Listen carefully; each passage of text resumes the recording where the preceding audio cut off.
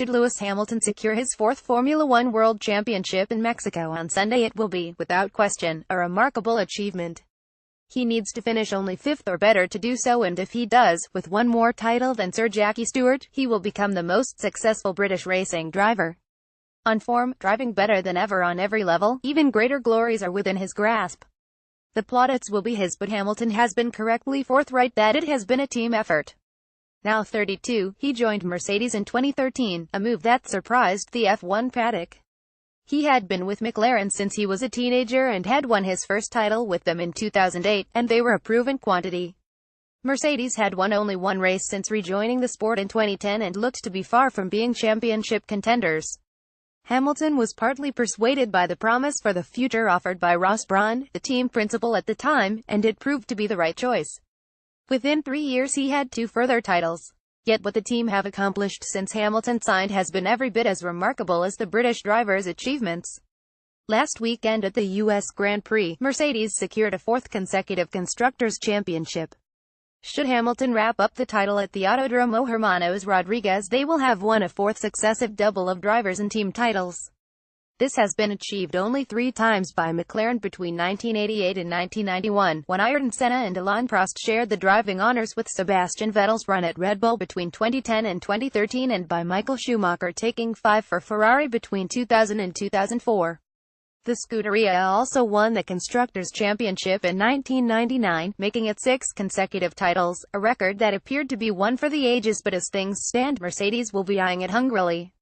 They have become the first team to defend the Constructors' title through a major regulation change and have done so with genuine competition from Ferrari and latterly from Red Bull.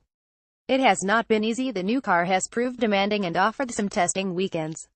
That Mercedes have come together so strongly as to utterly dominate the V6 turbo hybrid era has not been by chance.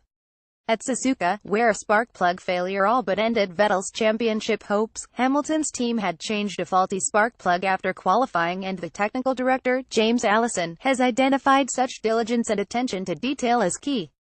They are the benchmark against which the rest of the grid must be tested, but can their rivals measure up next year? Ferrari will expect to do so, and their car is up to the task. Having started so strongly, the driver's title slipped away from Vettel over 3 races: Singapore, Malaysia and Japan, at all of which his car looked likely to be slightly quicker than the Mercedes in race pace. They can take that into next season, but must find the extra power Hamilton's squad are able to bring to qualifying to even things up, a task that is being pursued with vigor at Maranello. But there is still more to be done. The intense pressure on the team needs to be managed, and in particular by the president, Sergio Marchionne. His public criticism will not have helped. He has described the Scuderia this season as having screwed up, as embarrassing, and of ignoring quality control. That is the sort of blame culture that Brawn and Jean Todt had to banish to secure those titles with Schumacher.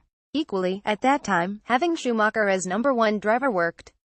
The car was superior and he was strongly backed by Rubens Barrichello. Designating Vettel as #1 makes sense to win the driver's title, but resigning Kimi Räikkönen, who is past his best, has not made for the 2-front attack needed to threaten Mercedes. Blooding the hugely talented youngster Charles Leclerc sooner rather than later may pay dividends, with rewards from a longer-term and bigger-picture approach in both management and at driver level. Quick guide: after winning the U.S. Grand Prix, Hamilton has 331 points.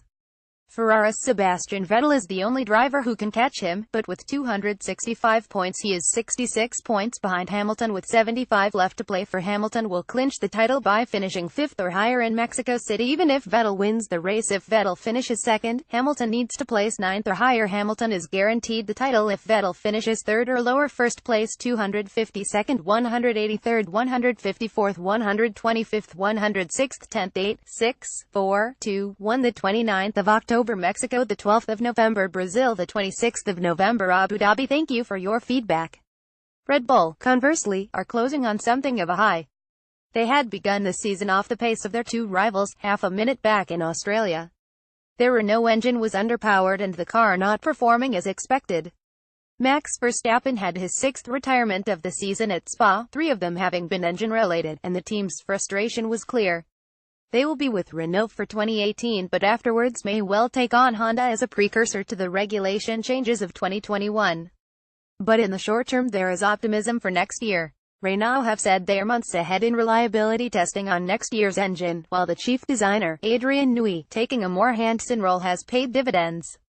Daniel Ricciardo has had a string of podium finishes and Verstappen scored his first win of the year in Malaysia. A race later in Japan, having hounded Hamilton to the finish, he was describing the RB13 as a different car to the one in Australia. They have the driver lineup to take the fight to Mercedes, and Verstappen clearly believes they can, having signed a new deal until 2020 at the US GP. If Newey can work more magic and Renault put a few more horses under the bonnet, the three-way fight that was so sorely missed this year might be a reality in 2018. Then Mercedes and Hamilton really will have their work cut out to extend that remarkable winning run. This article was updated on the 26th of October 2017 to reflect the fact that the win in Malaysia was Verstappen's first of the year but not his team's, as Daniel Ricciardo had won in Azerbaijan.